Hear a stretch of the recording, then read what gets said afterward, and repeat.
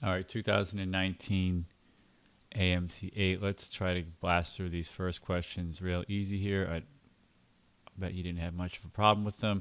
Problem one, Ike and Mike go into a sandwich shop. Ike and Mike, not Mike and Ike. That's a candy. Go into a sandwich shop with a total of $30 to spend. Sandwiches cost $4.50 each, and soft drinks cost $1 each. They plan to buy as many sandwiches as they can for $4.50. Well, when you double $4.50, you're gonna get $9, and then you're gonna get it. You're gonna get.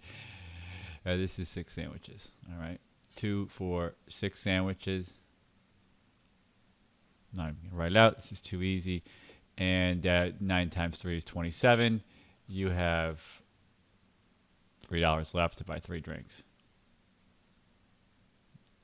Shouldn't even do this out. 9, problem 2. 3 identical rectangles are put together to form rectangle ABCD. Given the length of the shorter side is 5, what is the area of this whole thing here? Well, if the length of this, the shorter side is 5, that's 5, 5, 5, 5.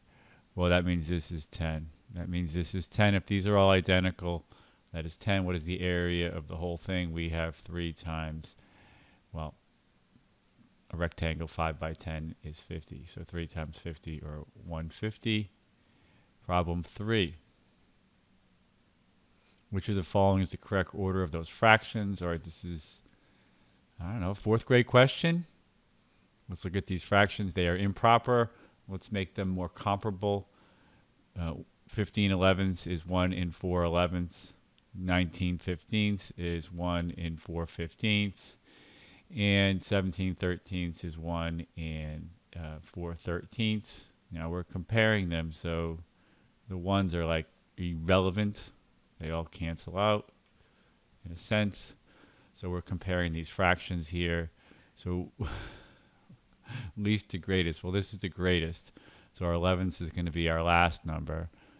Our 11ths is going to be our last number. And now it just is a matter of what's bigger. I'm sorry, what's smaller, 13ths or 15ths? Obviously, 15ths are smaller. Okay, so that is our answer, E. All right, problem number 4, quadrilateral ABCD is a rhombus with perimeter of 52 meters. Right away, a rhombus, what do we know about a rhombus? It's a quadrilateral with 4 equal sides. Right away, we know that, we know that, let's see if I can make this bigger. Can't make it bigger. Right away, we know that if all the sides are equal, 52 divided by 4, deck of cards. How many suits are in a deck of cards? Each side is 13. 13, 13, 13, 13. The length of diagonal AC is 24. All right. We know a rhombus is a what? We know a rhombus is a parallelogram. And we know that in a parallelogram, diagonals bisect each other. What else do we know? We also know that the diagonals in a in a rhombus are perpendicular. So if we have 12 here and 12 here, remember AC is 24. We have the familiar 13, 12, 5. Right triangle, 5 squared plus 12 squared equals 13 squared. 25 plus 144 is 169. We got to memorize that. We need to know this like we know the back of our hand. Anyway, what's the area of the rhombus? Well, it's basically, put these 2 triangles together and you have a 5 by 12 rectangle. That area is 60, and then we have 60 down below here. 60 and 60 is 120. Hope I didn't go too fast for you. Next question. All right, a tortoise challenges a hare. That's a rabbit, in case you don't know. Tortoise and the hare. Nobody calls a rabbit a hare. The hare eagerly agrees and quickly runs ahead, leaving the slow-moving tortoise behind. And, of course, the hare gets cocky and confident that he'll win. The hare stops to take a nap, maybe because it was tired. Well, this is a very long question. The tortoise walks at a slow and steady pace for the entire race. The hare awakes and runs to the finish line only to find the tortoise already there. Which of the following graphs matches the description of the race, showing the distance d traveled by the two animals from over time t from start to finish? Okay. Now, distance, how far that each of these animals has run. Well, let's figure out the nap first, right? Because when a hare or when anyone else, when you take a nap, your distance doesn't change, right? You run a certain distance and you take a nap, and then it doesn't change. So, I mean, I'm instantly going to eliminate, without even reading these graphs too closely, say C, because this shows at nap time the hare winning, and then its distance going down. Its distance does not go down. Let's use red to get rid of that. Same thing with E. Somehow the hare takes a nap and its distance keeps going up unless it napped on a moving truck that was going in the right direction. I guess it could have took a nap in a truck going the wrong direction or a train going the wrong direction, and it could have gone backwards in C, conceivably. But yeah, so A, B, and D look like the proper treatment of the nap. All right, they both flatline at the nap. And they don't tell you which line represents which, right? The tortoise goes slow and steady. That means that the tortoise doesn't change speed. That means its distance should be a straight line. So now I'm looking, and I don't see a straight line in D. This looks like the tortoise is going slow, and then it speeds up. This doesn't look like a possibility either. So we're down to A and B.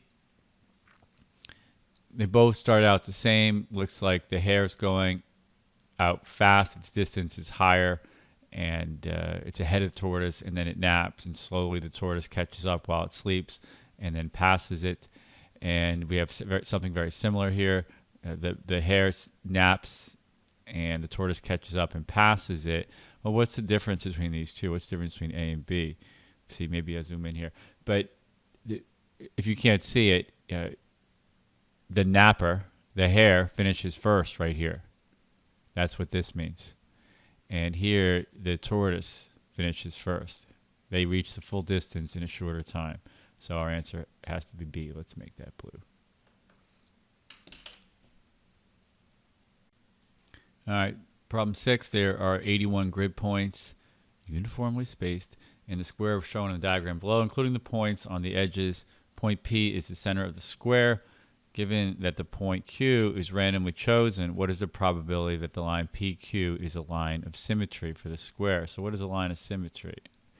What is a line of symmetry? Well, a line of symmetry, I like to think of it, there's a mirror. It creates a mirror image on either side of it. It's not a totally perfect square, but a line of symmetry in a square is going to be something like straight down the top. It's going to be straight across the middle. Maybe I'll lower it a little. And it's got two more. And we can't begin. See, if you don't make a perfect square, you can't get it through the corners. But those are all the lines of symmetry of a square. Okay? So if we go back and look at our figure, let's use green. We're going to randomly choose one of 8. How many of 80 points, right? Whenever we talk about probability is likelihood. Got to memorize this. We got to understand it at its deepest level. Learn how to spell it. Probability equals likelihood. Likelihood. And it's always equal to the specific outcomes over the total outcomes, right? Or the specific choices that work over the total choices, right? So specific. Let's see if I can write this. My pen's acting up. Specific over total. Okay. We have 80 other points that we can choose besides P. And how many of them are going to be on these lines? Well, let's just go over our figure and look. I guess we can use this. I guess we can use this thing here. Look at that. The problem is our line is too thick. Let's change our line to something like this. So we got 4 there, 4 here, 4 here. We don't count P. 4 there. How many 4s are we going to have? Not there. Here. Hope you can see this all right. And there. Those are going to be all our points. That if we choose any one of those points, say we choose this point here. Let's go to orange. Yeah, let's make it bigger again. Oh, I didn't want to do that. Whatever. If we chose these points, any points here, back to here, back to here. When we connect that point with P, when we connect that point, say we choose this point here, and we connect it with P, we're going to be on a line of symmetry. Okay? So again, we have 4, 1, 2, 3, 4, 5, 6, 7, 8. We have 4.8 over 80. How do we reduce this? 4.8 over 10.8. 4 over 10 is 2/5. So 2/5 is our answer. The probability that a randomly chosen point, if we connect it with P, will be one of these lines here, including the green line, is 2/5.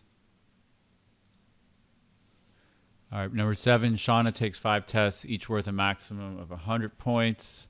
Sounds like school to me. Her scores on the first 3 tests are 76, 94, 87. In order to average 81 for all 5 tests, what is the lowest score she could earn on one of the other 2 tests? It's always helpful. 76, 94. So write down what you see in the in the question. Always write it down. That way you can turn your brain off, or at least you can turn the dumb part of your brain off and turn the smart part on. Look at what we have here. We have 5 tests, 2 unknowns. In order to average, what's the lowest score she could earn on one of the other 2 tests? Well, what does it mean to average 81? 81 equals an average. What does that mean? Well, what is the definition of an average? An average is the sum of the numbers over the number of numbers. We've got to memorize this. We've got to know this cold. Sum of numbers over the number. That's not hashtag. That means number of numbers. Right? In our case, we have 5 tests, and we want an average of 81. So our sum, we can even call the sum S. Sum over 5 equals 81. We multiply both sides by 5. The sum has to equal 405. Not 465, 405. That much is known. Okay, the sum, where are we going to put this? Put it right up there. The sum has to be equal to 405. What is the lowest score she could earn on one of the other 2 tests? All right, well, let's just see what we got going on here. What is 76 plus 94? Well, when I take the 6 from here, when I take the 6 from the 76 and add it here, I get 100. 170, I got 170 plus 87. That looks like 257, right? 17 and 80, or 17 and 8 is 25. All right, 257, and we want to get up to 405. How do we get up to 405? Well, we need to add 43 to get to 300, and we need to add 100 to get to 400, and we need to do 5. So we need 148 more between these 2 tests here. 148. Go back to the question. Always go back to the question to be sure of what they're asking. What's the lowest score she could get? Well, these 2 are going to add up to 148. If we want to minimize one, we have to maximize the other. So she got 100 on the 4th test. Make that as high as we possibly can. And in order for these 2 to add up to 148, she needs to bomb. Maybe this was like her senior slide. She just wanted to get an 81. She studied for 1 test, and then she cruised and binge watched that new show, The Office. These kids think The Office and Friends is a new show. And she got a 48, so that was the lowest she could get. All right, let's look at number 8 and number 9. Let me crop this out. Number 8, Gilda.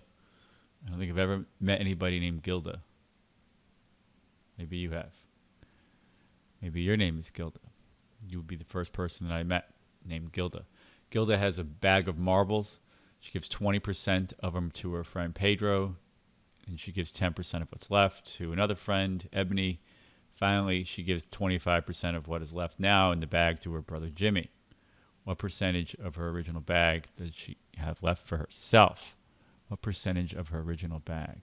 Well, we need to call something X. We're doing algebra here.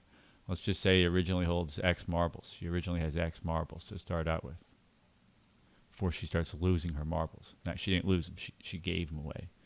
All right. When she gives away 20% to Pedro, she's down to 0.8x, right? She's keeping 80%. Then she gives away 10% of this. Once she gives away 10% of this, giving away 10%, taking a 10% discount is like keeping 90%. How do you find 90% of something? Multiply by 0.9. Finally, she gives 25% of what is left now in the bag to her brother Jimmy. When you give away 25%, she's giving away 25% of this quantity. It looks like letters and punctuation, but it's really a number. It's how many marbles she has left after the first 2 handouts. She's giving away 25%. That means she's keeping, I'll go back to the blue, she's keeping 75% of it. So she started out with X, and after the first round, she had 80% of her original marbles. Multiply the 0.8 times the 0.9. Then she had 72% of what she started with, and we're going to take 3/4 of that. 3/4 of 72, well, I know 1/4 of 72 is 18. And I know 3 times 18 is 54. Okay? You really should know that 4 times 18 is 72. Okay? And we do a lot of factoring. We kind of know these numbers that come up over and over and over again, especially in geometry. Multiples of 6 and 12 and whatnot. All right. So she started with X, and now she only has 54% of X. That is the answer. Number 9. Unless I made a mistake. I don't think I did. Number 9. Alex and Felicia each have cats as pets. Alex buys cat food in cylindrical cans. I guess those are the only kind of cans, aren't they? Cylindrical cans that are 6 centimeters in diameter and 12 centimeters high. 6 centimeters in diameter, it says. So that means this is going to be 3. The radius is going to be 3. Big difference. And 12 centimeters high. Those are pretty big. They're probably going to have to put the leftovers in the fridge. Oh, wait, centimeters. Excuse me. Metrics.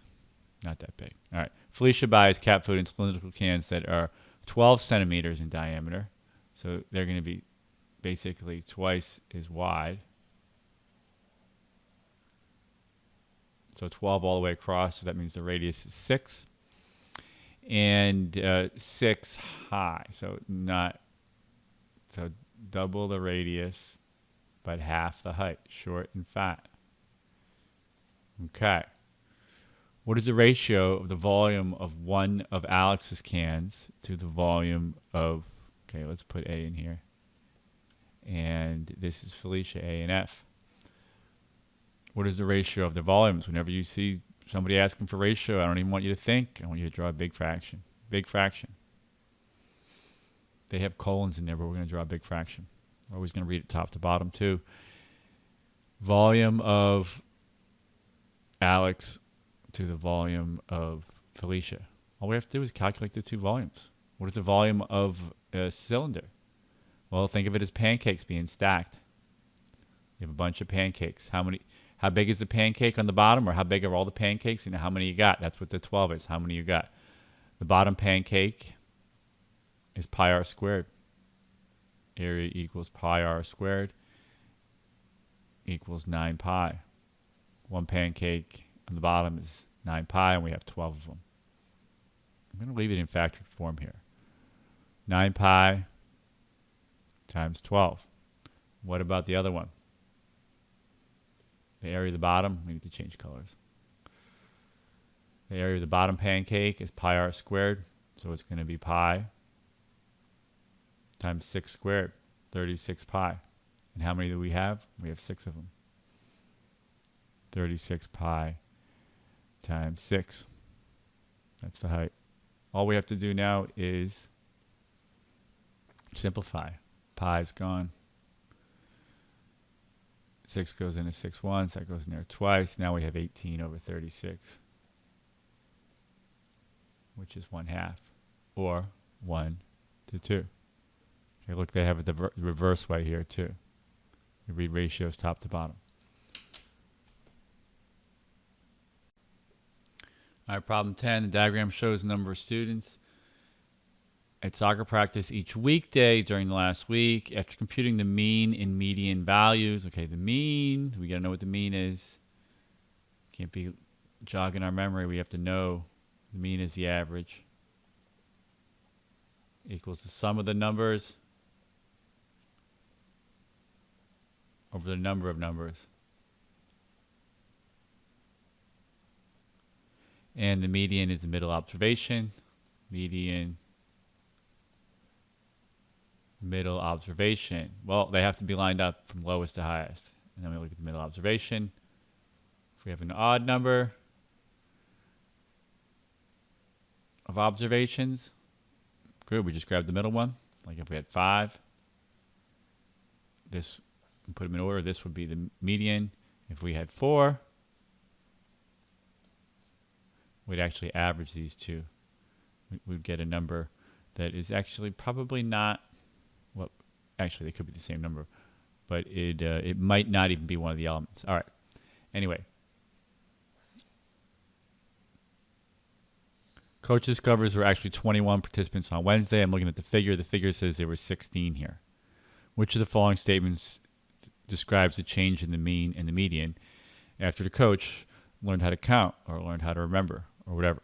So the mean is going to increase by 1 or 5, and median is either not going to change, go up by 1 or 5. All right, so let's just calculate the mean and the median to start out with. Well, let's calculate the median, right? So we have, to start out with, we have 20, 25. On Wednesday, we have 16. Thursday, we have, is that right? 25? No, that's 26. Gotta learn how to read a graph.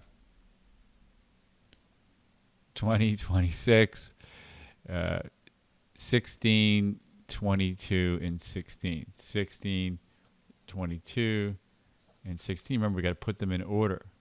So let's rearrange them. Use black. 16, 16, 20, 22, 26. Maybe I can move them up a little. My pen is not going to let me do that. Okay, let's put them up here a little bit. Some days I'm good with the pen. Some days I'm not. Some days the pen is just cranky and needs its coffee. Some days I need my coffee. So Wednesday goes from 16 to, let's use a different color, to 21. Okay, so 21 would be even like right here. Right? So this is the real reconfigured. Wednesday goes from 16 to 21. So we can figure out what our new numbers are. We're going to have 16. This 16 is going to become 21. This 20 is going to come over here. 22 and 26. So this is our new. These are our two before. This is our before and after. It's like a weight loss commercial, before and after. We don't actually have to compute the mean to see how much it changes. Right? Remember, the mean equals the sum over 5. If our sum goes up by 5, so now we have a new sum, plus, remember this went from 16 to 21. If it goes up by 5, well, really, we can make this sum over 5, which is the old average, plus 5 over 5, which is 1. Makes a lot of sense. the mean does not go up by 5. It only goes up by 1. So what happens to our median? Well, our median was, let's see, it's red. Our median was, our middle observation was 20. Now it's 21. So the median went up by 1 and the mean went up by 1 as well. Not a tough question, but they love these mean, median, and mode questions. Do you know what the mode is? The mode is the most frequent observation. The other thing, I may as well write it down here for you. So in that case, in our first miscounting, 16 would have been the mode. Mode. I'm thinking mood. Mode is the most frequent observation. There could be a tie. There could be more than one mode. Most frequent observation. The other one, and it came up the other day with one of my students, the range. You have a bunch of numerical observations equals the high minus the low. I'll misspell high here. Now I can write H-I-G-H. High minus the low. And then even my daughter asked me what the mid-range is. I don't know what the mid-range is. I think it's high minus low, or the range, over 2. It's the average of the high and low. That's what I guess it is. The midpoint of the range. Yeah, I think that's what it is. Doesn't matter. I've only seen it a couple times. No one's going to die if you don't know what a mid-range is. But yeah, I think it's the midpoint of the range. All right. The 8th grade class at Lincoln Middle School has 93 students. Each student takes a math or a foreign language or both. Right away, I know what this is about. Math or foreign language or both. How do we get small here? How do we get small? How do we get small? Okay. It's going to be a Venn diagram. Try to make them look alike. All right. Math, foreign language, or both. Where's my pen? Math, foreign language, or both. Both is going to obviously be represented by the overlap. 93 total students, 70 take a math class, 54 take foreign language. So all of M is 70, and all foreign language is 54. So what's not known? X. That means in this region, math only is 70 minus X. Foreign language only is going to be 54 minus X. Now we have 3 different categories of students. We have, again, people who only take math, people who take both, people who only take the foreign language class. They should have said Spanish or something. Why would they just say foreign language class? All right. Maybe they don't want to stigmatize the language. How many 8th graders only took a math class? So we need to ultimately figure out what this is. Well, we have 3 categories of people, and we know that what number haven't we used yet? We haven't used 93 yet. Something equals 93. Well, our 3 categories. 70 minus X plus X plus 54 minus X equals 93. Obviously, this minus X and this plus X are going to cancel out. We are going to get 70 plus 54, 124 minus X equals 93. I like to move the X over this way, subtract 93. How do you subtract 93 from 124? Well, what do we have to add to 93 to get to 124? Well, we have to add 7 to get to 100, and then 24. 7 and 24 is 31. So X is 31. Let's see if this makes sense. That would leave 54 minus 31 is 23 in this region, and 70 minus 30 is 40, minus 1 is 39, right? These all add up to 70. I'm sorry, not all, but these both combined. There are 70 people that take math. There are 54 to take foreign language. There's 31 in the middle. So math only, you always have to be careful that you answer what is asked for. You hate to do all this work and then put 31 for your answer. It's not 31. Take only a math class. It's 39. Okay, see, this is a trap answer here.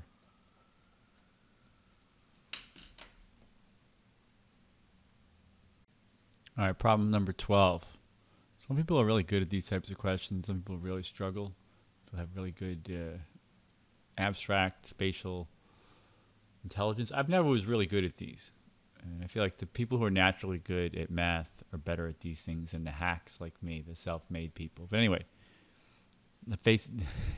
questions like this are a welcome respite from formulae and computation. It's a logic puzzle. The faces of a cube are painted 6 different colors: red, white, green, brown, aqua, and purple. The 3 views of the cube are shown. What is the color of the face opposite aqua? Okay, so let's just see. We have, no, I'm not going to use the color codes because that's too much. Let's just say red. No, we'll use their colors. So we have red, white, green, brown, aqua, and purple. So that's one side. And right next to it, we're going to put what's on the opposite side of it, right?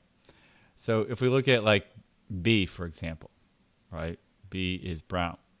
We know that based on the first image or first diagram, first view, that red and green are not opposite B. So this is not going to be red. It's not going to be green. Okay. So, and if we look at the other, the second one, we know that it's not going to be W. Put a line through W. Okay, so there's, out of the 5, we've eliminated 3 of them. So we know that it has to be either aqua. It has to be either aqua or RGW. It has to be, or it could be the P, the purple. A or P. Let me write that clear. A or P. You could do it this way. This might be too slow. A or P. And you could go down. You could go down the same way. You could say, well, if we look at R here, we know that opposite is not B or G. It's not B or G. And it's not W. So we could eliminate 3 that way as well. And look, there's a lot of different ways we could do this. Let's just see what we can figure out from looking at it this way. Maybe this would help us. All right. The other thing is at each corner, right? Like at each corner, 3 distinct sides intersect. I better get rid of that. That's going to make us hard to see. It's going to make the B's look like the R's. So this corner is BRG, right? So now we have B and R over here. B and R intersect. And the only other way that they could intersect is if on this backside, maybe we should do it. Maybe on this backside over here, BR, this backside here has to be G. We'll make it G. Does that make sense? I think it should. Right? Because of these, it's like this point here. Now, if we look at this middle cube, we have B, W, and R here. B, W, and R intersect. Well, we have B, R. Well, that means that W must be over on this side. I can't write W in white. We wouldn't be able to see it. So that means W and G are opposite each other. So this would be W. This would be G. We kind of learned that over here as well. Let's look at our third one. We have R, G, and P. R, G, and P. R, G, and P. That means P has to be on the bottom here. Does that make sense? R, G, and P. The only way they could meet at a point right here is if on this bottom view, P was at the bottom. So that means P is opposite B. All right. So that means this has to be P. Let's see what else we can figure out. Could be an easier way to do it. Let's just make it all green. So that means this is P. P is opposite B. Give me a pen. All right. Now we have AP and R. AP and R. Well, we know that opposite R cannot be P. Right? So it has to be A. So A has to be opposite R, as far as I can tell. So this looks like our answer here.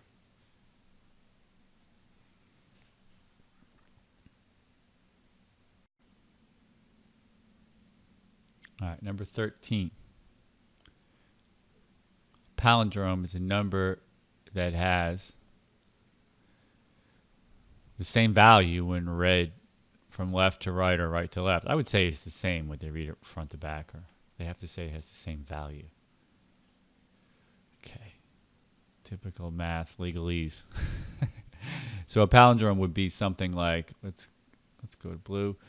It would be something like 2, 1, 3, 1, 2. Whether you read it this way or this way, you're going to get the same number. It has the same value. Okay, and you can have, 22 is a palindrome. You could also have 22, 7, 7, 22, as long as this is the same as this going backwards and forwards. All right, you get the idea. Words can be palindromes too, like civic, right? You can read it forward or backward, it's the same word. All right, that's why I don't like palindrome being used as value. Anything forward and back is the same. Could be a word. All right, let n be the least 3-digit integer. All right, let's just write something down before we lose what's going on here. It's a 3-digit number, least. And what a lot of people do when they do these questions is an operative word like least, they will underline it. In fact, if you take one of these fancy SAT courses, they tell you to do stuff like this. All right, cannot hurt. Let n be the least 3-digit integer, which is not a palindrome, but which is the sum of 3 distinct 2-digit palindromes. All right. Slow down. What is a 2-digit palindrome? Well, there are friendly, fun multiples of 11. All right. So we're looking for a 3-digit number, which is not a palindrome, but which is the sum of 3 different 2-digit palindromes. All right. How can we do this? What does that mean to be the sum of 3 different 2-digit palindromes? Well, our palindromes would look like something like this. AA plus B plus C. And A, B, and C are digits, 1 through 9. Right? See, it's those numbers are 3 of these numbers. He's getting in my way. Let's just move them away. We don't even need them, really. All right. So what does it mean? What does it look like when we add up AA, BB, and CC? 3 numbers like that. Well, all algebra is factoring. It's my first flashcard for algebra. You can hear me say it over and over and over and over again. What does a number AA look like? It actually looks like this, 10A plus A. Right? Listen, 88, 10 times 8, 80 plus 8. Even if you had 83, it would be 80 plus 3. That's what place value is. This number times 10 to the first power plus that number times 10 to the 0 power, or just 1. All right. So we have 10A plus 10B. I'm sorry, 10A plus A. That's this thing. BB, when we break it down, is 10B plus B. And finally, CC, the number CC is 10C plus C. Looks like we have 11A plus 11B plus 11C equals our number N. All algebra is factoring. 11 times A plus B plus C equals some low 3-digit number. It can't be a palindrome, but let's just see what it looks like. Whoa, what does it look like? This means it's a multiple of 11. What are our low 3-digit multiples of 11? Well, after 99, we get 110, 121, 132. All right. So could the sum of 3 digits equal 10? Could A plus B plus C equal 10? Well, I think it could. 22 and 33. 2, 3, and 5 add up to 10, do they not? So 22 plus 33 plus 55 You're never going to see me add stuff up like this, but it's 2 11s, 3 11s, it's 5 11s, and 5 11s is 10 11s is 110. And 110 is not a palindrome. If you read it the other way, it's 0 1 1. All right. So what is the sum of the digits of n? What is the sum of the digits of 110? 1 plus 1. Answer is 2. All right. Questions getting tougher. Time test. Tough to do them fast. Isabella has 6. I don't want to read them fast. I don't want to do them fast here. I'm going to do them slow. Continue to do them slowly. Not slow. Doing them slowly. It's an adverb. Isabella has 6 coupons that can be redeemed for free ice cream cones. I mean, this is what annoys me about this stuff. Like, she has 6 coupons. It Pete's sweet treat. Like, you're adding extra words in here. In order to make the coupons last, she will redeem one every 10. This is where they combine reading comprehension and reading speed with math. Whatever.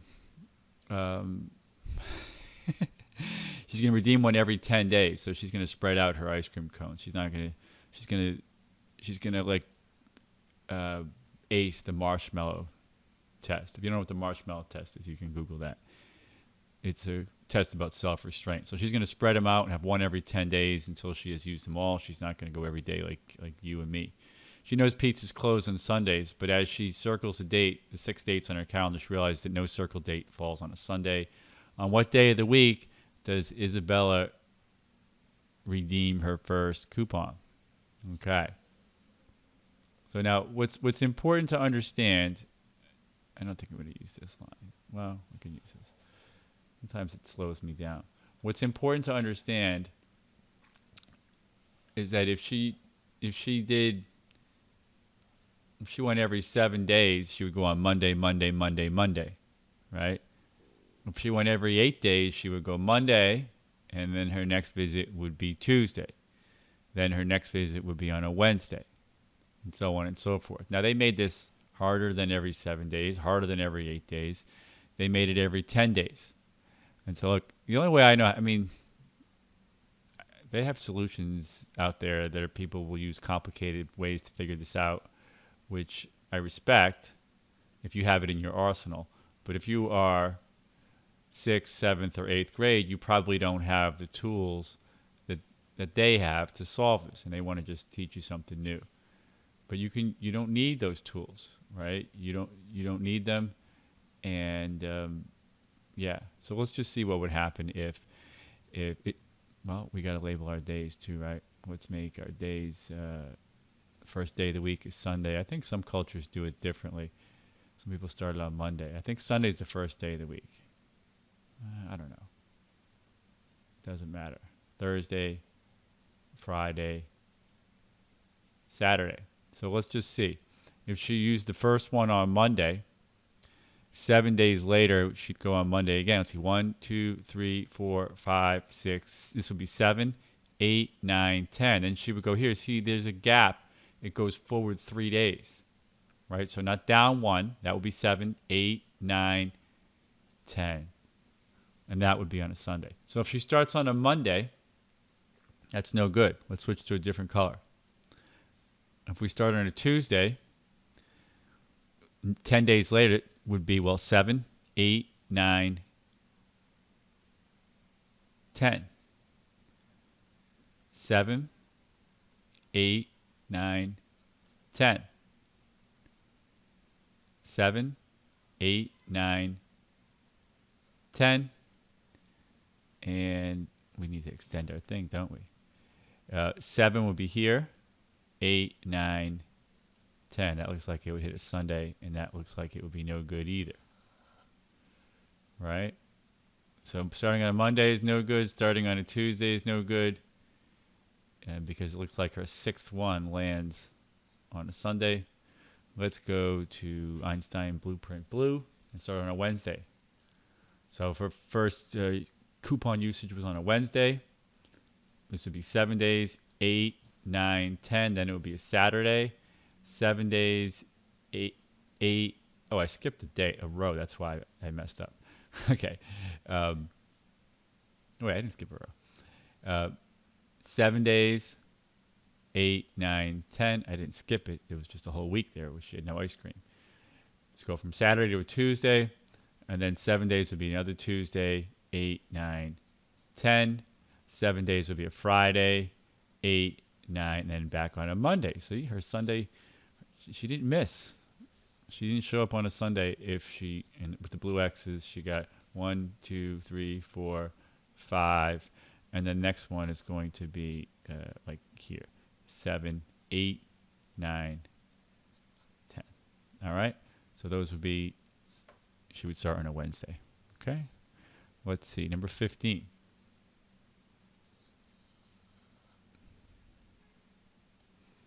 On a beach, 50 people wearing sunglasses. Make it bigger, please. 35 are wearing caps. I like to wear both. In fact, I didn't wear sunglasses for a long time. I refused to wear them. Then I got older and I found out that I get these things in my eyes, these wrinkles, and it's from squinting. It's not from the sun, it's from squinting. It's from closing your eyes. So make sure you're wearing sunglasses. All right. On the beach, 50 people wear sunglasses, 35 are caps. Some are wearing both. Ooh, this one sounds like the other one. If one of the people wearing a cap is selected at random, the probability is also wearing sunglasses is 2/5. If instead someone wearing sunglasses is selected at random, what is the probability somebody is also wearing a cap? All right, should we Venn diagram this? We might not need to. Well, let's just do it again. All right, cap.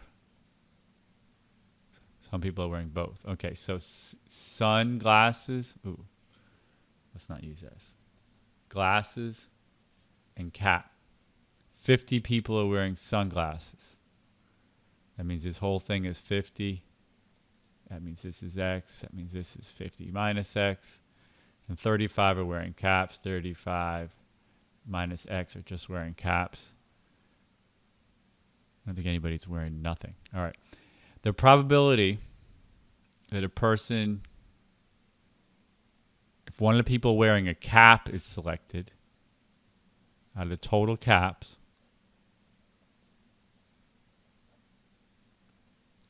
is also wearing sunglasses, that means both,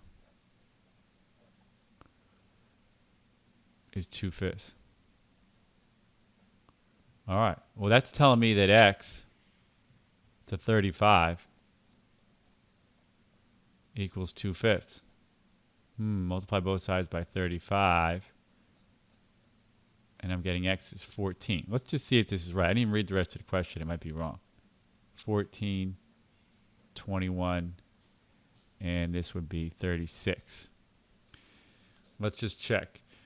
If they choose someone wearing a cap, so out of 35 people wearing a cap, the probability they're also wearing sunglasses is 2/5. Is 14 out of 35 2/5? I think it is. 2.7, 5.7. I think that's right. So what is the probability that this person is also wearing? Okay. If instead someone wearing sunglasses is selected at random, okay, so out of total sunglasses, out of those 50, what is the probability that they're also wearing a cap? So I think this is going to be 14 out of 50. All right. 2.7, 2.25, 7.25. I think that's the answer there. Unless I made a mistake. Sometimes I make mistakes. Qiang, I don't know how to pronounce that name, drives 15 miles at an average speed.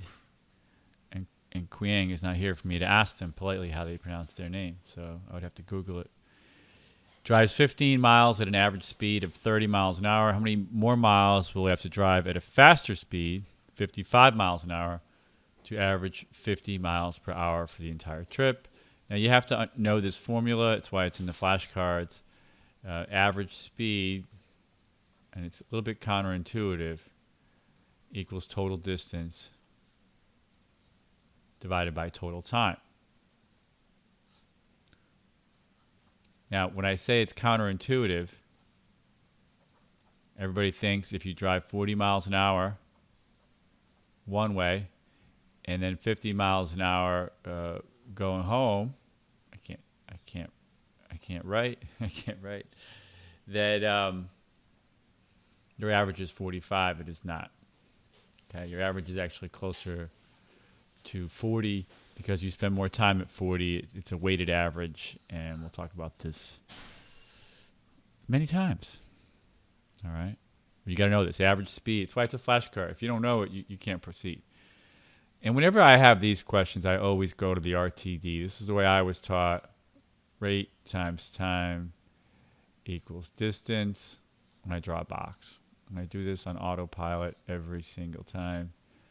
Usually what they do is they give you 2 of the 3, and you have to write the unknown one in terms of the 2 that are known.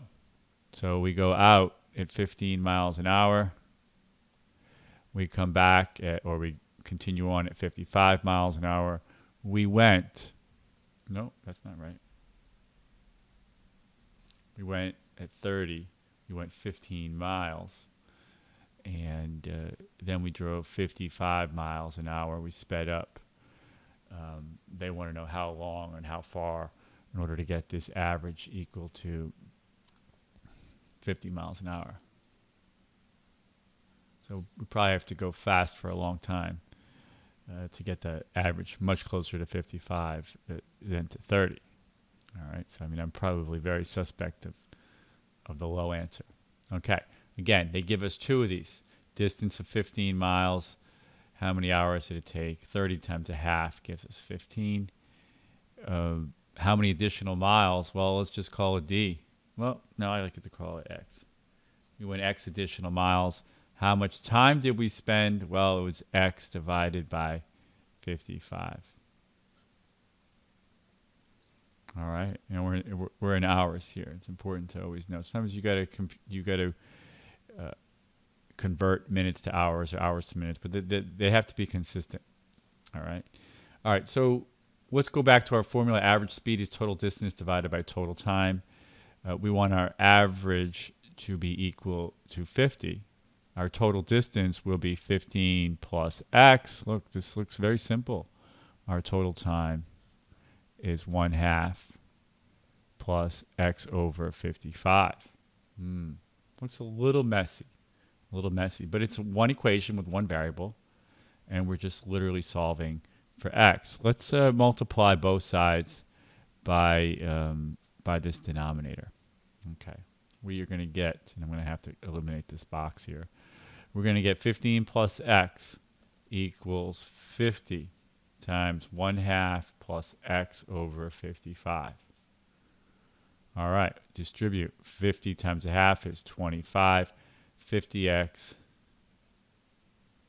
over 55. It's going to have to be reduced. 15 plus X. Okay, let's just get rid of this. Write that definition down. In your forehead, in your brain, not in your forehead. Tattoo it on your forehead. Write it down. Don't forget it. All right, maybe I can just slide everything up. Look at that. You can't do that in a chalkboard. Well, at least not when I was in school. All right, we'll stay with black. This X is 1X. 1X is 55X over 55X. It comes over here is 5X over 55. This will need to be reduced. Equals 10. We subtract 15 from both sides and we get 10. Divide by 5. We get X over 11 equals 10. We get X equals multiply both sides by the reciprocal of the coefficient, which is 11. We get X equals 110. So we have to go 110 miles at this faster speed in order for our average to hit 50. Okay? It's not that hard of a question, but only if you know what you're doing. All right, number 17.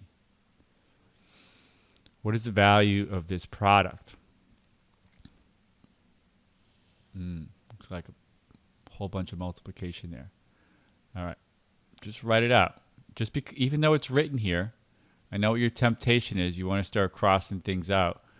It's always helpful to write a few more terms. 1/2 times 3/2 times 2/3 times 4/3, okay? Times 3/4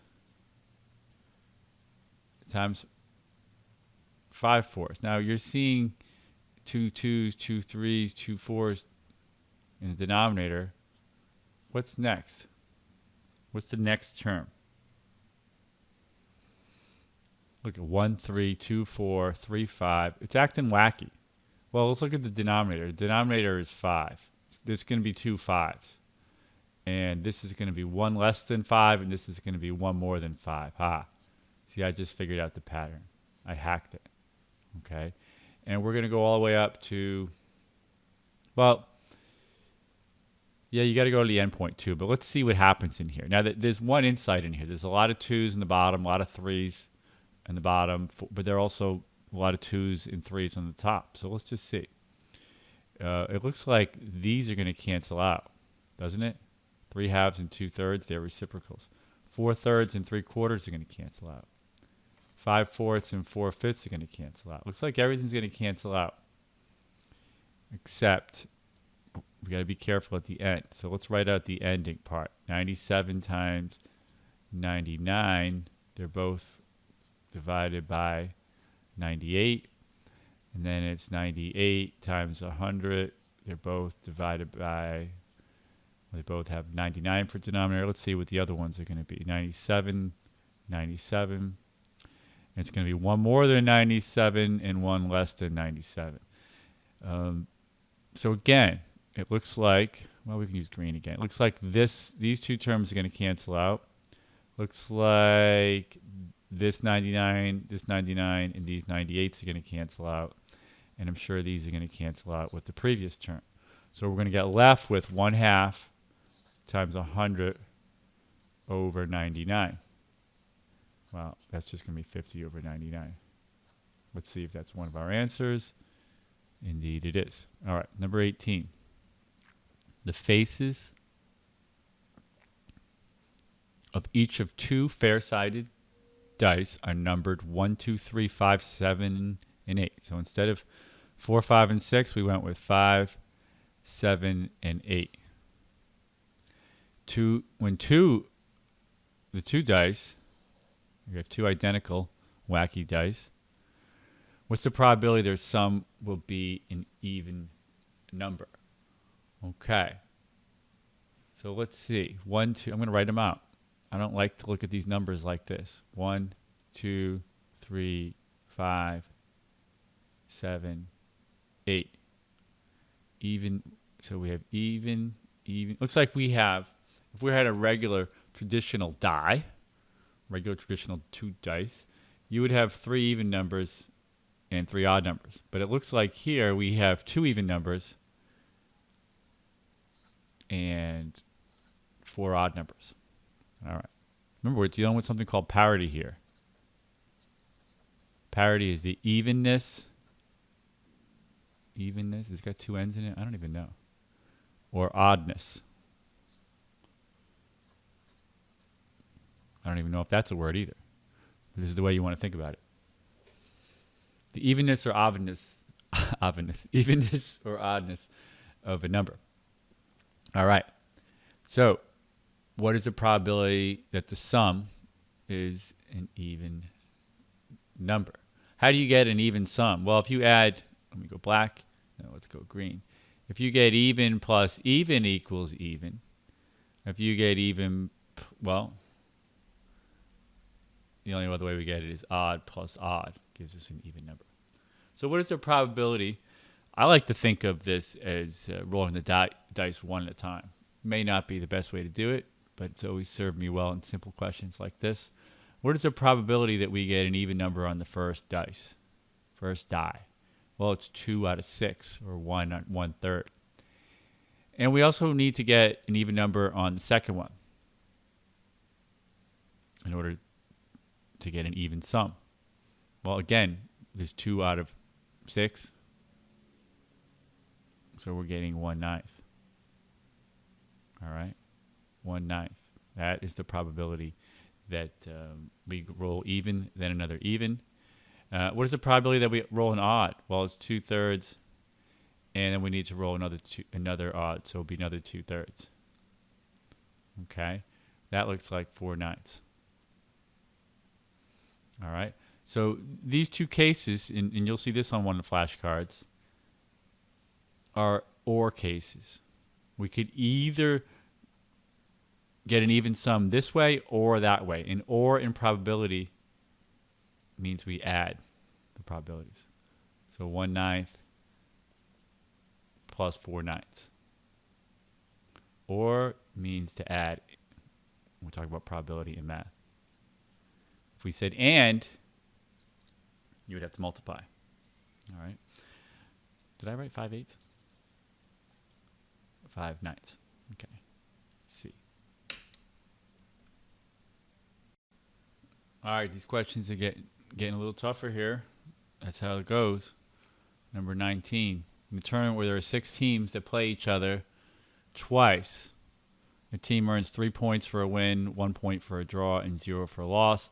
After all the games have been played, it turns out the top 3 teams earn the same number of points.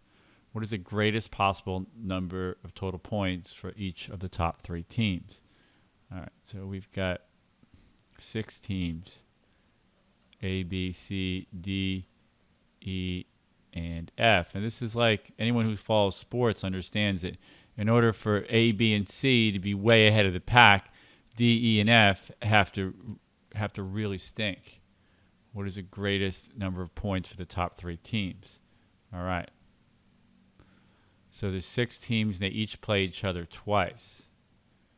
So that means that A is going to play B twice, C, D, E, and F twice. So it's going to have 1, 2, 3, 4, 5. They're each going to play 10 games. Okay? So they're each going to play 10 games. Okay? Now, if you won all 10 of your games, you'd have 30 points. If you lost all 10, you'd have 0. Now, A, B, and C are going to have the same number of points, so they can't all go undefeated. They're all going to have pretty much the same record. If they don't have the same record, then one of them has more points than the others. And they're pretty much going to wail on D, E, and F. So A is going to win 2 games against D, 2 against E, and 2 against F. So it's going to have 6, 12. It's going to have 18. A is going to start with 18 points. Now, A has to play B and C. And B is going to start with 18 points because, remember, they're going to wail on D, E, and F. And so C. So now we have A versus B 2 times. We have A versus C 2 times. And we have B. We should make an S. VS. B versus C 2 times. And we pretty much need to have like a symmetric result. Now, the way I thought was originally I said, hey, well, A beats B once and B beats A once. A beats C once and C beats A once. Right? Does that make sense? So if A beats B, then they get 3 points. And if A beats C, they get 3 points. So they're each going to get, like, they're going to, like, what do you call it? Oh, no, that was not how I originally thought it. Originally, I thought they would tie. I remember now. They said, well, nobody's going to beat anybody. A and B are going to tie 2 times. The problem is, if they tie 2 times, if they all tie against each other, if these are all ties, then A is going to have basically, 4 more points. B is going to have 4 more points, and C is going to have 4 more points, and they're each going to have 22 at the top of the bracket. And it turns out, like that was my initial hunch, and then I realized, oh yeah, there's a trick here.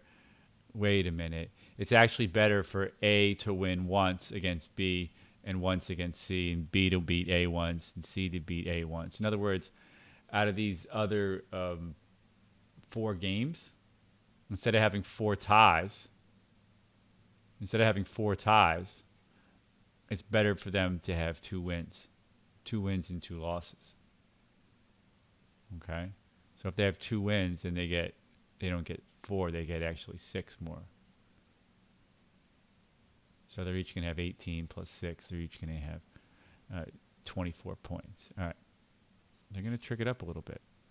Although, number 20 is not difficult at all, I didn't think. Okay.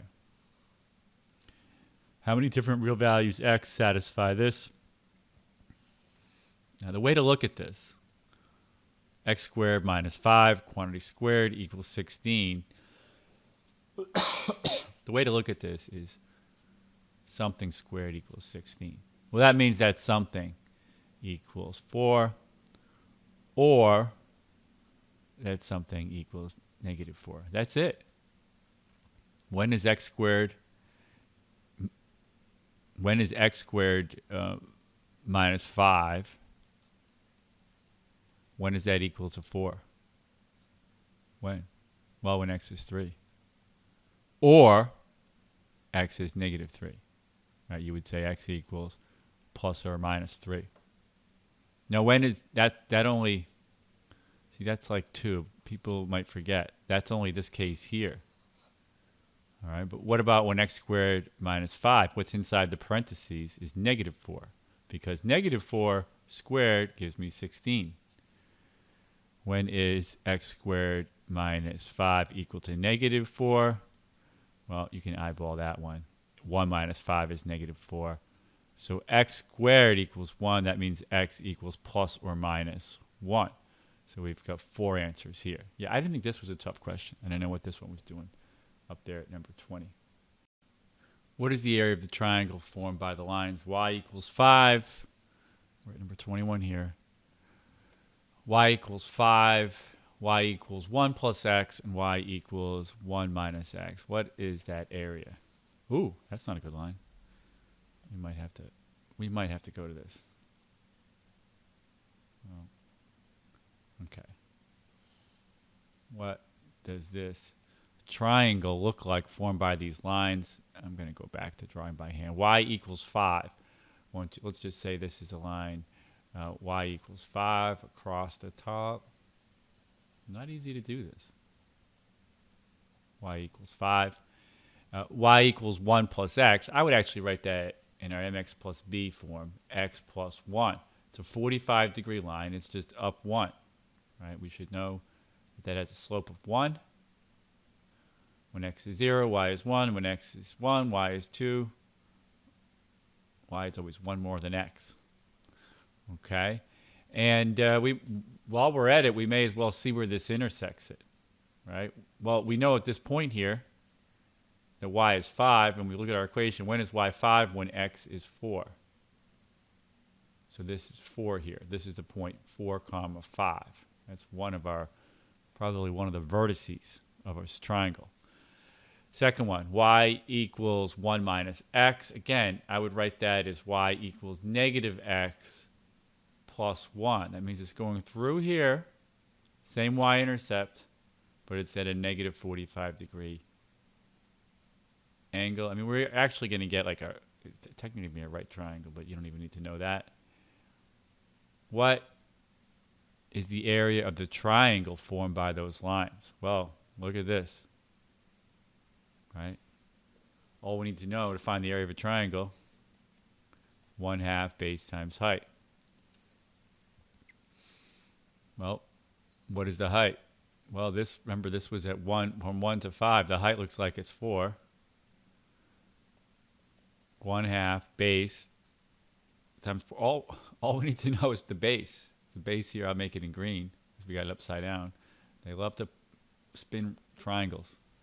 It frustrates people. You can't exactly turn your head upside down. You have to just understand that's a base, and that red line 4 is a height. Not that hard. All right.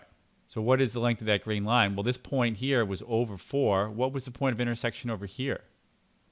Well, in this equation here, when is y 5? Well, y is 5 Well, let's subtract 1 from both sides. Equals negative x when x is negative 4. Again, negative 4. So what does negative 4 mean? That means we're 4 over this way. We're 4 back that way. That means that the base of this triangle is 8. So our area is simply half of 32, or 16. Okay? I love those questions. Not hard. All right, let's go to number 22.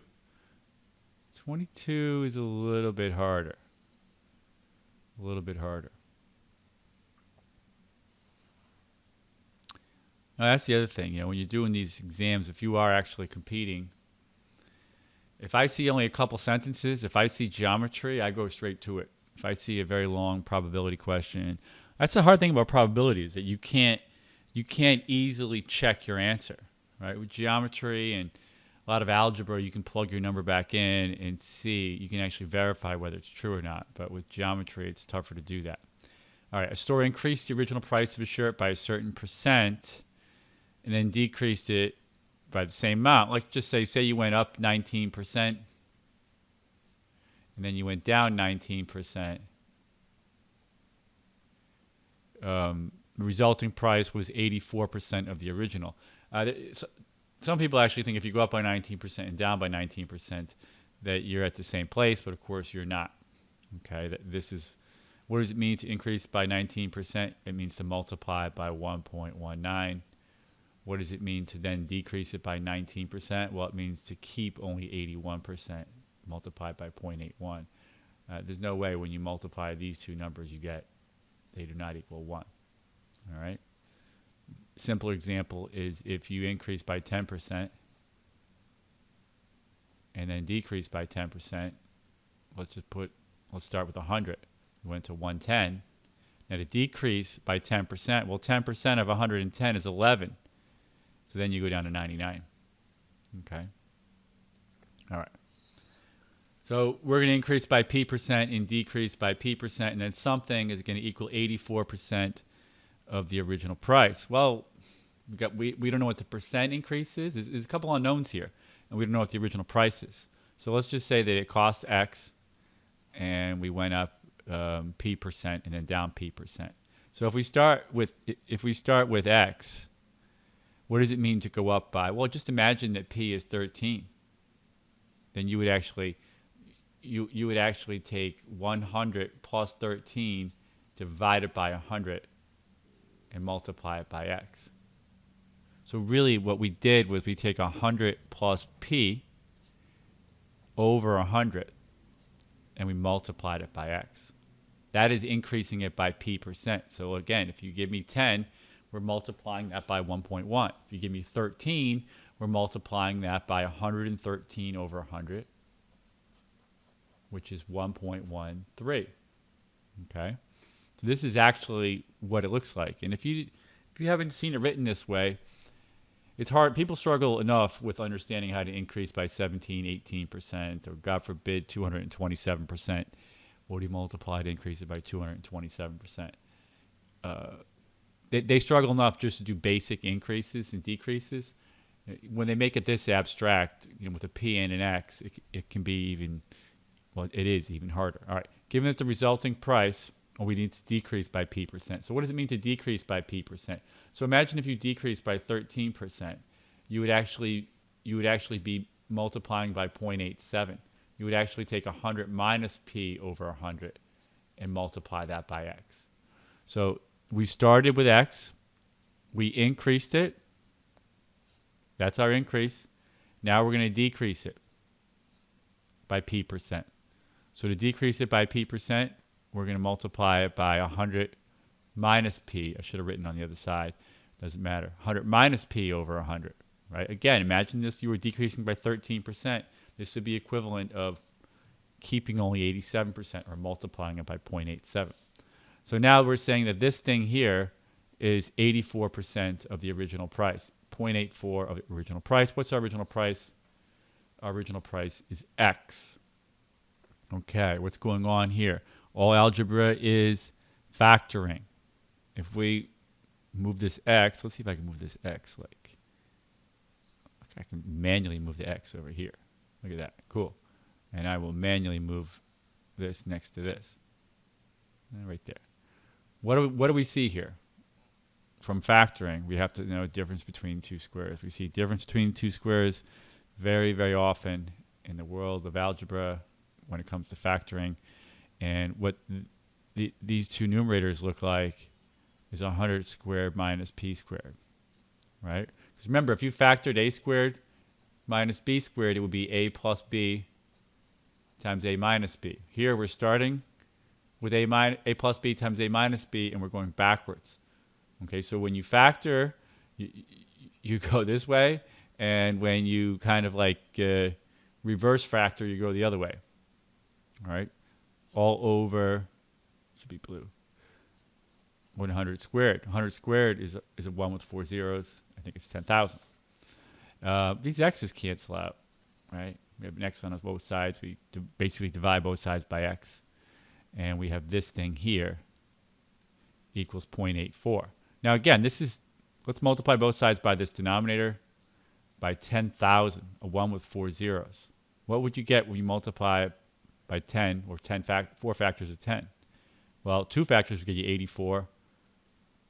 2 more moves the decimal place. 3, 4 gets you 8,400. So 8,400 equals, again, 100 squared equals 10,000 minus p squared.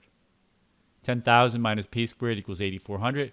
That means p squared, my handwriting is fading, equals 1,600. That means p equals the square root of 1,600, which is the square root of 16. 4 times the square root of 100, which is 10, or 40. 40 times 40 is 1,600. So p is 40. So in other words, if we increase something by 40%, if we multiply it by 1.4, and then we multiply it, we reduce it by 40%, we should get 84% of the original price. Think about it. What is 6 times 14? 6 times 14 is 60 plus 24, which is 84 with 2 decimal places. Yes, indeed it works out. All right, so 40%. 40 up, 40 down. All right, 23. 23. Número 23. After Euclid High School, last basketball game, it was determined that 1/4 of the team's points were scored by Alexa, 2/7 by Brittany. Chelsea scored 15. Looks like it was a girls' team. None of the other 17 members scored more than 2 points. What was the total number of points scored by the other 17 members? All right. Alexa and Brittany and Chelsea. All right. A, B, C, and then we have like the rest of the team.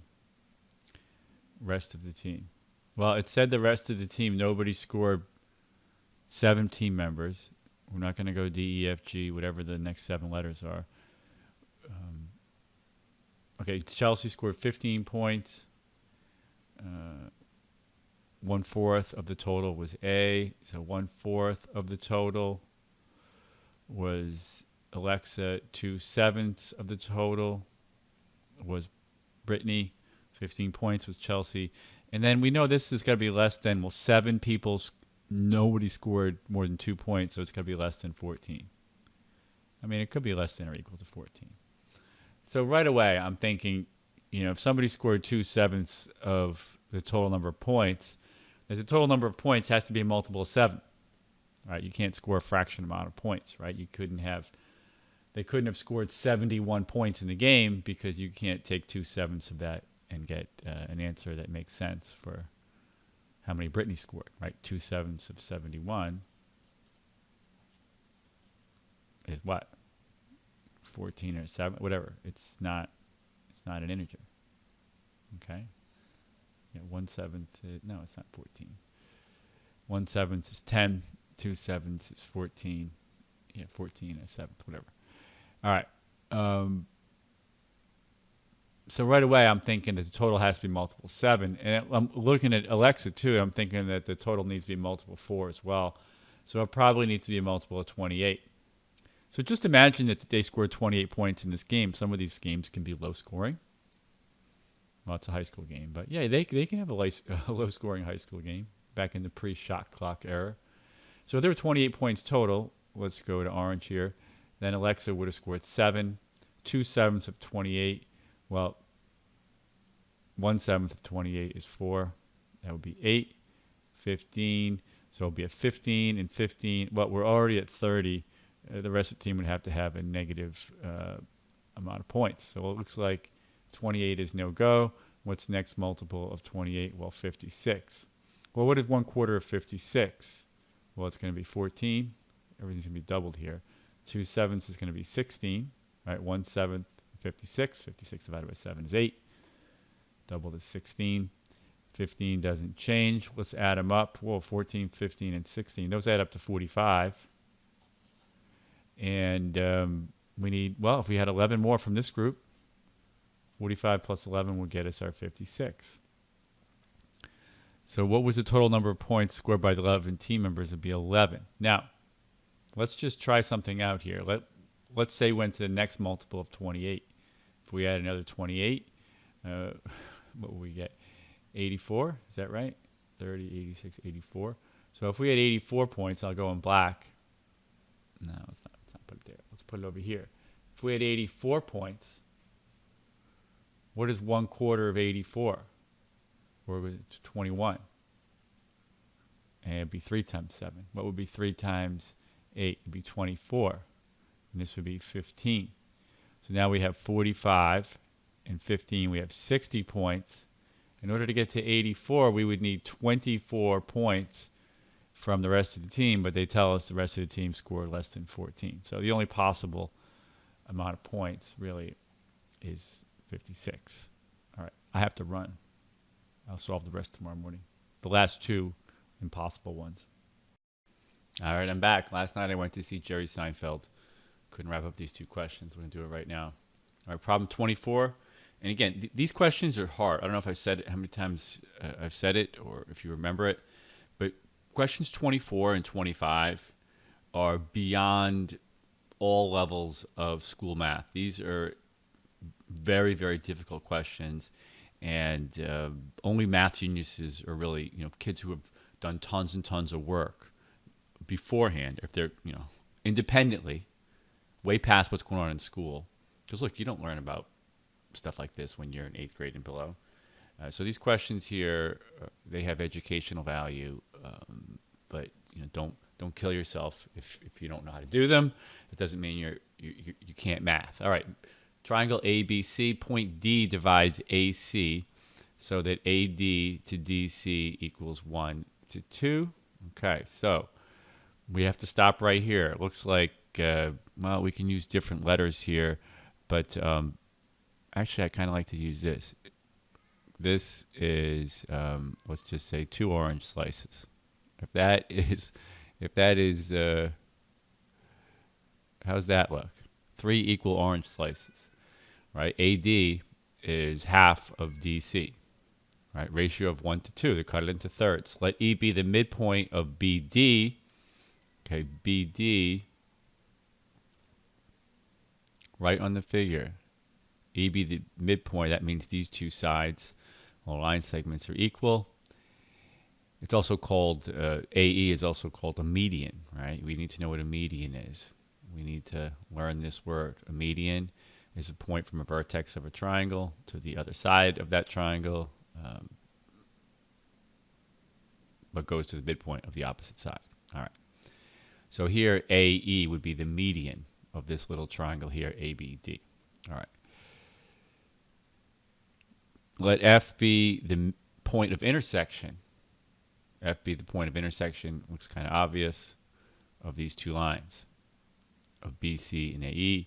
Given that the area of triangle ABC is the whole thing, and sometimes they write it like this, like an absolute value. Area of ABC is 360. What is the area of, what should we do it?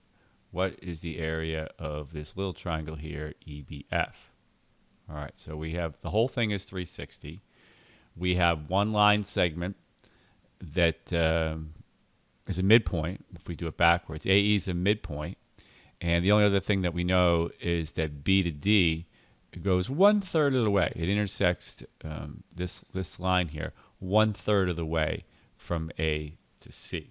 Okay, so let's come over to this bigger figure here, and let's, well, it's always helpful to let what we don't know be called x. We're looking for the area of this triangle here, EBF, x. All right, let's go back to the given information. The only number we really have, the only hard number we have is 360. So the area of the whole triangle is 360. Now, what is the area of a triangle? It's, what is the formula? 1/2 base times height. Now, if you think of this as the base, and you think of the height as, well, should we do it in gray? It's something like this. That means that 1/2 the gray times the blue is 360. All right. But that gray line is also the height of this triangle here. I'm going to go back and erase this stuff. Right, let's make it gray. Keep it gray. Go back to the pen. That gray line is also the height of this triangle here, BAD, triangle bad, and it's also the height of this triangle here, right? So if we look at triangle BAD, triangle BAD, and its area, the area of BAD, it's going to be 1/2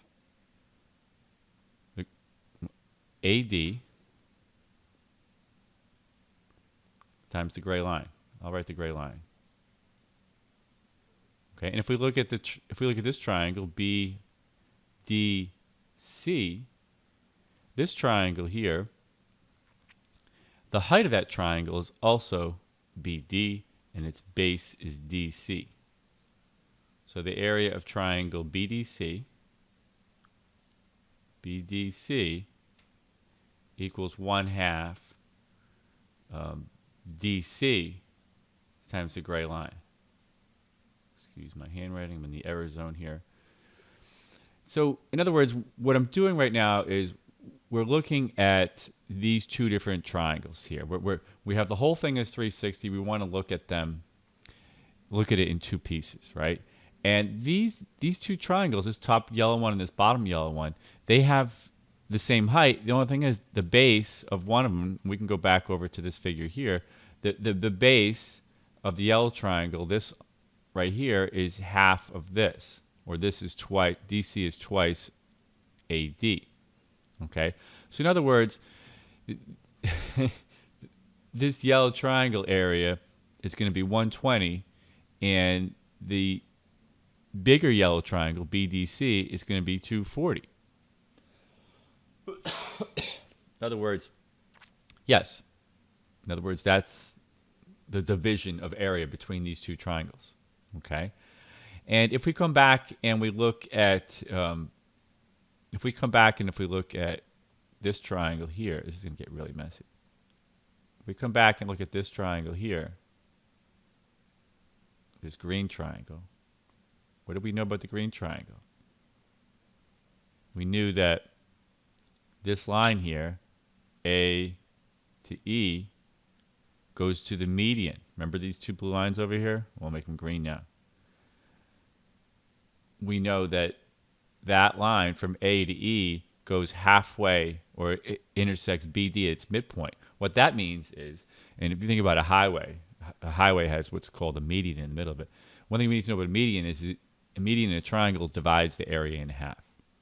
Okay? So if you take any triangle,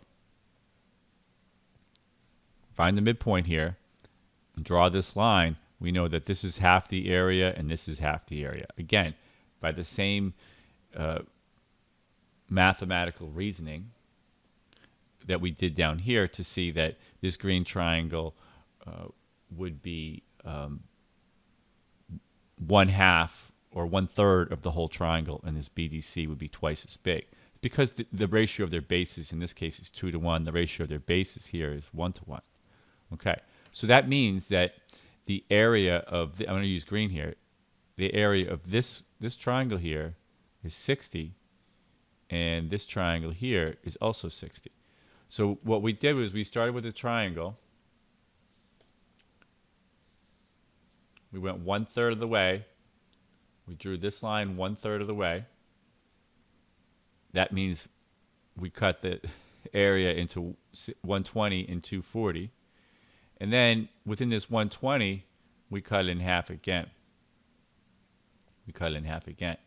So that means that this area is 60 in this triangle, and this area is 60 in this triangle. All right. So again, this pink we're going to call X. I'm going to call this X. Actually, I'm going to redraw this.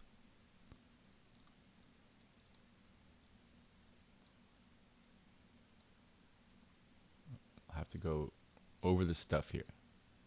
Just imagine you're in school and teacher erased the chalkboard. Okay. So if we go back into, and if you don't understand that, just go back and look, hit the rewind button. Is there a rewind button? Go back a little bit and watch it again.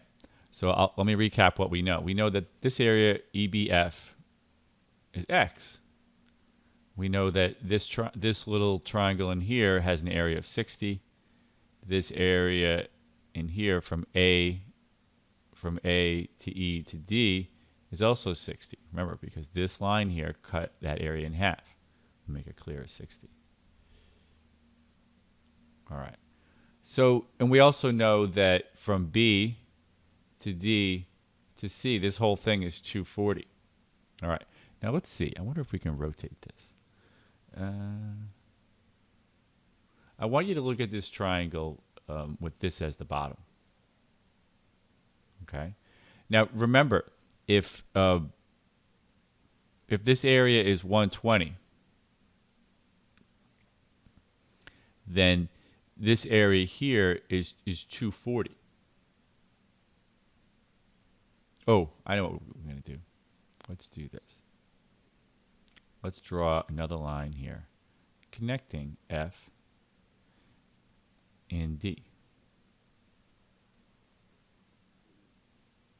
Okay. All right. So we have a whole new triangle to look at, and maybe I will make the whole thing orange for purposes of illustration. I want you to look at this triangle here.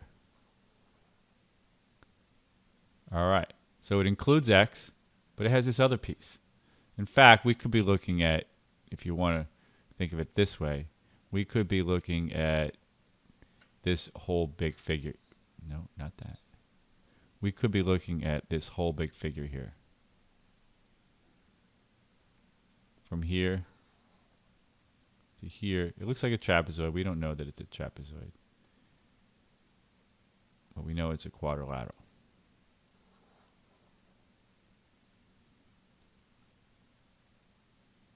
All right. So we drew this line DF. I mean, kind of in general, when you have you don't have a lot of information, you have to draw things on figures. You have to extend lines. You have to reflect lines. You should try to create similar triangles and right triangles. This is the essence of solving geometric problems. Now, remember, where's my black pen? Remember, BE equals ED. Right, that was given to us here, where it said, let F be the, no, not F, let E be the midpoint of BD. So this is equal to this.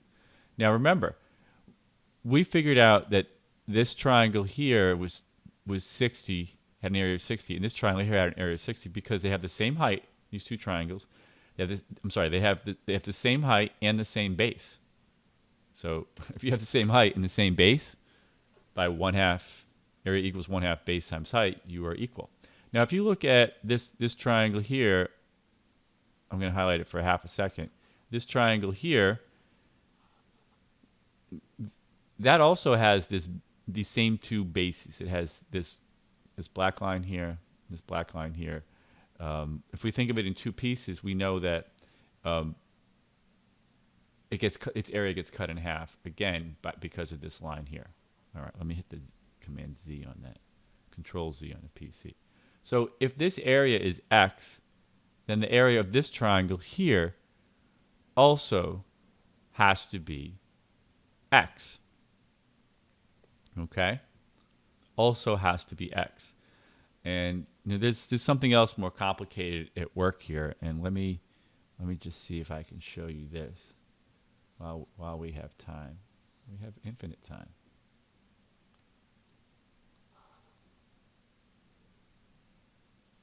I'm not going to prove it here, but if you take any quadrilateral, any four-sided figure, it doesn't fold back in on itself.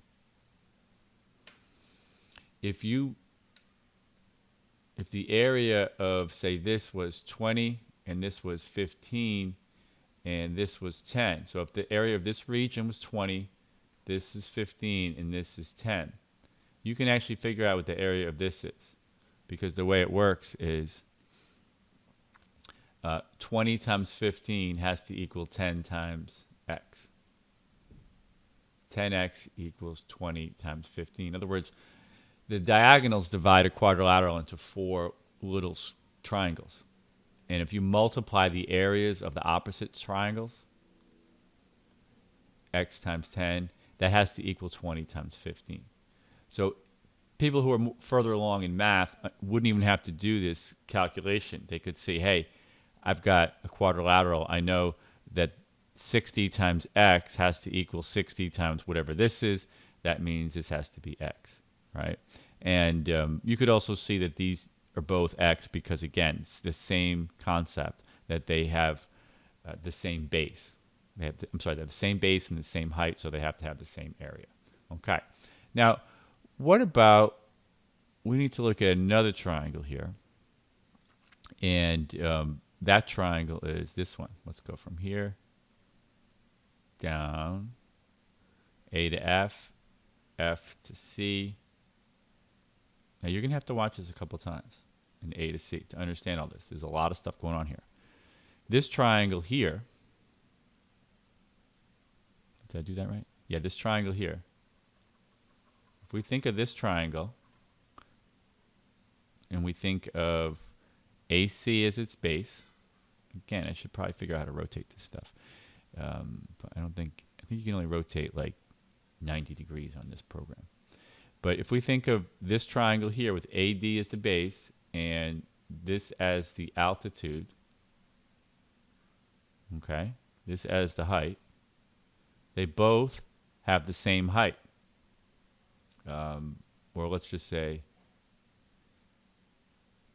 A, F, D, one part of it, and F, C, D, also, they both have the same height. So their areas are going to be determined by their bases. And if we go way back and remember, we had DC was twice as long as AD. So that means in this triangle here, we might need black. No, we're out of colors. That means this triangle here is half of this triangle here. Okay? Now, what is this triangle? Well, this triangle is 60 plus x. So we have to double it to figure out what's in here. Okay? This is a very tough question, so just do your best to wrap. This is, I know that most of you watching this is a super introduction. All right? And we'll talk more about this stuff in a whole comprehensive course on geometry. So if this is 60 plus x, this area here has to be twice it. So what is 2 times 60 plus x? We should go to blue. 2 times 60 plus x. Well, it's actually equal to 120 plus 2x. Okay, that's what the area of this thing is here. Okay? 120 plus 2x. All right? All right. So now we have our figure. We have, well, I probably should redraw it. Let's see if I redraw it. Yeah, we can redraw it. We can put it down here. hope you're watching this on full screen mode too. To not watch it on full screen mode would be to tie half your brain behind your back. All right, so let's rewrite it all in here. I'll try to zoom in when I do it. Go back to blue. This area here is, oh, that's our unknown area, X. This area is 60. This is 60 as well. Let's try to make it. This little area in here is X. And this area here is 120 plus 2X. All right. Now, what have we not used enough of, or what do we need to go back to? That the whole area has a triangle. I'm sorry, the whole triangle has an area of 360. So let's just add up the regions. 60 and 60, 120 plus 2x plus 120 plus 2x. Because remember, that's what this region is right here, 120 plus 2x. This was kind of the tough thing to figure out. There's two tough things.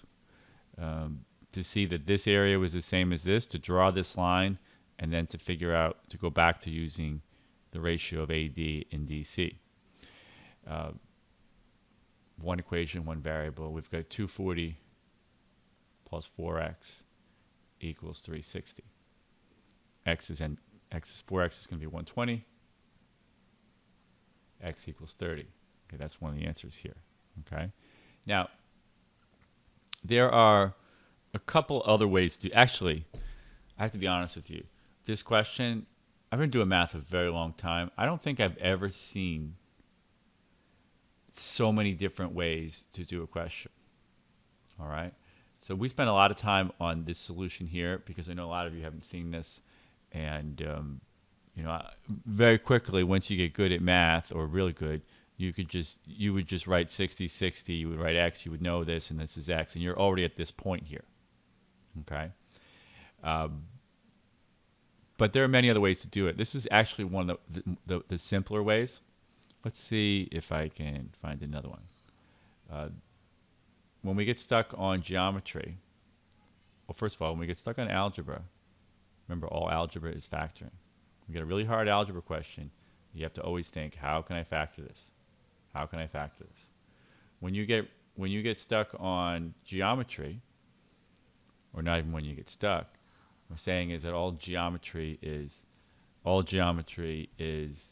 triangles, similar triangles, and right triangles. Right? So if you don't have similar triangles and right triangles, you better try to create them. Right? You better draw altitudes. That means heights. That means lines that are perpendicular. And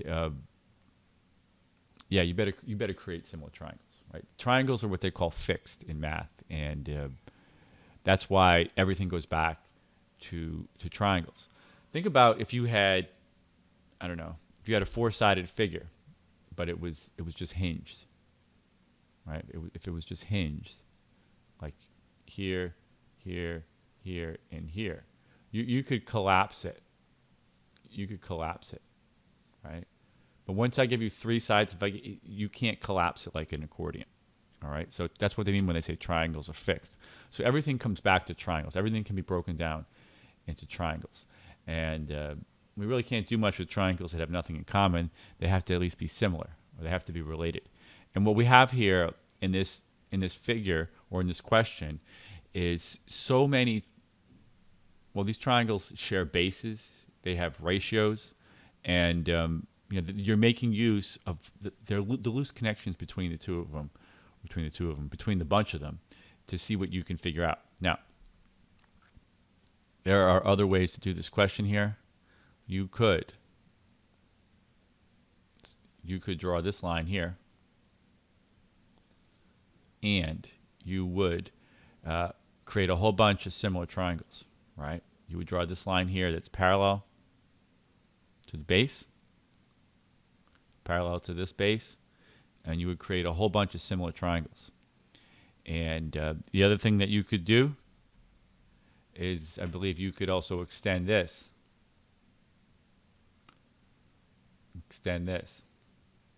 And voila. If you're extending it parallel to the base as well.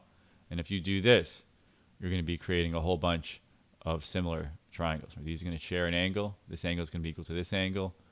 This angle is going to be equal to this angle. So therefore, this triangle is similar to this triangle. And you're going to find out all sorts of proportional relationships between the sides and the areas as well. So again, there's many ways to do this one. I'll write many, many ways to do this one. And very, very instructional, but very, very high level, right? For some of you probably don't even know what a median is. And there's a flashcard in my geometry set. You have to say, what is a median? Median, most people know what a median is, but then the thing you really have to know is that a median bisects the area of a triangle. If you take any triangle, I'll say it again. If you take any triangle, doesn't matter what it looks like. If you find the midpoint and do this, we have half the area here and half the area here. And again, same idea. If we trisect it, if we take 1/3, this will be 1/3 of the area. Sorry. Yeah, 1/3 of the area, and this will be 2/3 of the area. Excuse my writing. All right, depending on the ratio of these sides. So they're just taking this concept and extending it. There's a whole lot in here, and geometry is my favorite thing. But let's go on. Okay, I just spent, I think, 24 minutes on this one question, and I think I really only covered like one and a half of the solutions. And I've seen like 8, 9, maybe 10 solutions. Some of them at very, very high levels. Don't worry about it. I'm going to do number 25 now. All right, we'll wrap it up here. This question is also pretty hard. Alice has 24 apples. In how many ways can she share them with Becky and Chris so that each of them has at least 2 apples? I mean, should I draw 24 apples? Is that even a smart thing to do? Let's see. 1, 2, 3, 4, 5, 6, 7, 8, 9, 10, 11, 12, 13, 14, 15, 16, 17, 18, 19, 20, 21, 22, 23, 24. All right. She wants to share them so that everybody has at least 2 apples. So we're going to have A, B, and C, and they're each going to start out with 2. So 2 times 3, 6. So we're down to 18 apples. And we need to divide them up. Right? So we'll just looking at the answers, you can see there's a lot of different ways that we can divide them up, if it's not obvious to you already. If we had like 6 apples, we could just do this manually, but they're not going to say 6 apples. That's sorry, 6. They're not going to say 10 apples or 11 apples. They're going to give you, basically 18 apples. The whole question boils down to how can I split up 18 apples between these 3 people? I mean, you could really just say we have 18 apples. Let's get rid of 6, 4.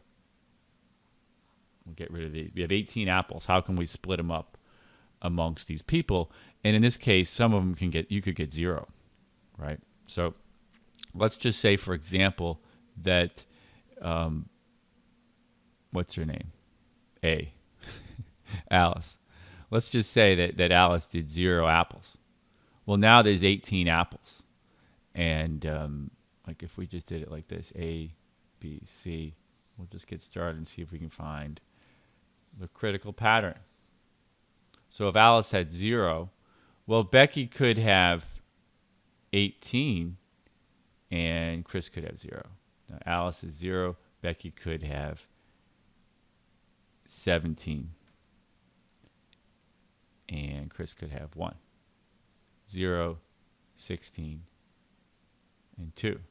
0, 15, and 3. These would be all the possible ways that Alice could get none, and Becky and Chris could split them up. And clearly, we're going to go all the way down to Alice has 0, Becky has 1, and Chris has 17, and then we're even going to go down to 0, 0, 18. All right. So if Alice has 0, there are actually, don't forget the 0 here, there are actually 19 ways. 19 ways that we can divide up the other ones. Now, what if Alice had 1?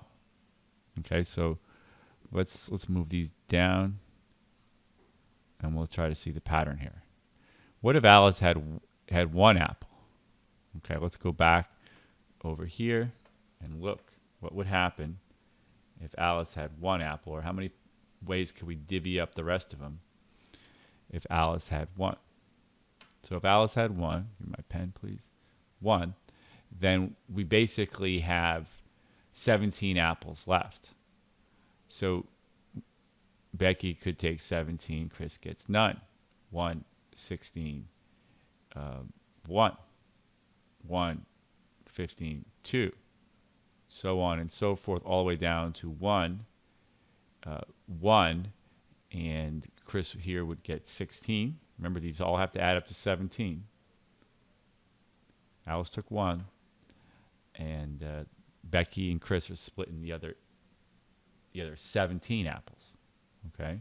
And how many different ways could we do this? Well, Alice could have 1, Becky could have 0, and Chris could have 17. So when Alice has 0, there's 19 ways. When Alice has 1, there's not 17. Remember the 0, there's 18 ways. We can divvy them up. Okay? And again, if Alice had 2,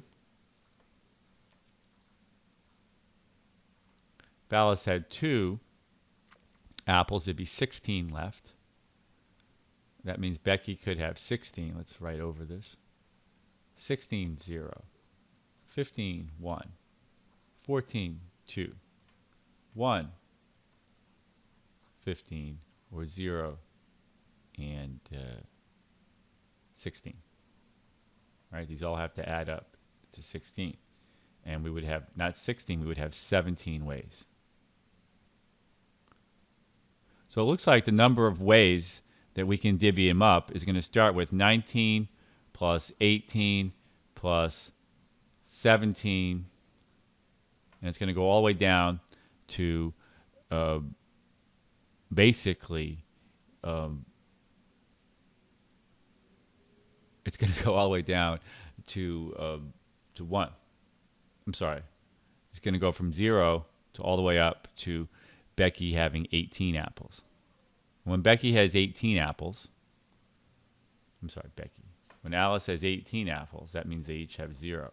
So the last one is going to be 1. Okay? So we're basically adding up all these numbers. That's the number of ways that we can divvy them up. Now, these are called triangular numbers, right? We've seen these before, hopefully. It's one of my flashcards. You see these over and over and over again. How do we, I'll rewrite them in order. How do we add up the numbers 1, 2, 3, 4, all the way up to 19? What does it equal? Well, there's the formula. It's 19 times 20 over 2. Okay? These are called, I'll write it out, triangular numbers. The formula 1 plus 2 plus 3 plus ... plus n is the last number times the next number all over 2. There's a lot of different ways to see this. Prove it, whatever. You just have to know it. And the triangular number that people are most familiar with is 10. 1 plus 2 plus 3 plus 4. Bowling pins, right? Your bowling ball is going to knock them all over. And if we had 5, we're at 15. If we had a row of 5 pins, we're at 15, right? How do we get 15? 5 times the next number over 2, 15. All right, so this is easy to add up. We have an odd number of numbers here, but it's very easy to pair numbers up. I think we saw this in one of the earlier questions. If you don't get it, but you got to know this formula here. Save you a lot of time. All right, once you see the pattern, we know we just have to multiply 19 times 20 divided by 2. 20 divided by 2 is 10. 10 times 19 is 190.